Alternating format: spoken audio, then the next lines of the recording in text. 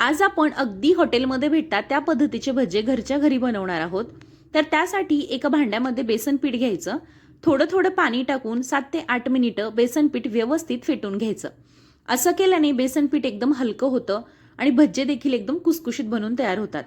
यामध्ये मी हिरवी मिरचीची पेस्ट टाकत आहे। तर मिरची वाटताना त्यामध्ये कोथिंबीर, लसूण, आलं आणि थोडेसे जिरे टाकले होते। अर्धा चमचा हळद, अर्धा चमचा लाल मिरची पावडर आणि अर्धा चमचा ओवा हातावर क्रश करून टाकायचा। चिरलेला कांदा टाकायचा आणि याला व्यवस्थित मिक्स करून घ्यायचं। 10 मिनिटं झाकण ठेवून बाजूला ठेवून द्यायचं। 10 मिनिटानंतर याच्यामध्ये चवीप्रमाणे मीठ टाकायचं आणि मिक्स करून घ्यायचं। मीठ हे कधीही भजे तळण्याच्या 1-2 मिनिटं अगोदर टाकायचं। चिमूटभर खायचा सोडा टाकायचा आणि परत एकदा याला व्यवस्थित मिक्स करून घ्यायचं। आता गॅसवर आपल्याला तेल गरम होण्यासाठी ठेवायचं आहे। गॅसची फ्लेम एकदम मीडियम ठेवायची आणि यामध्ये भजे सोडून द्यायचे या पद्धतीने।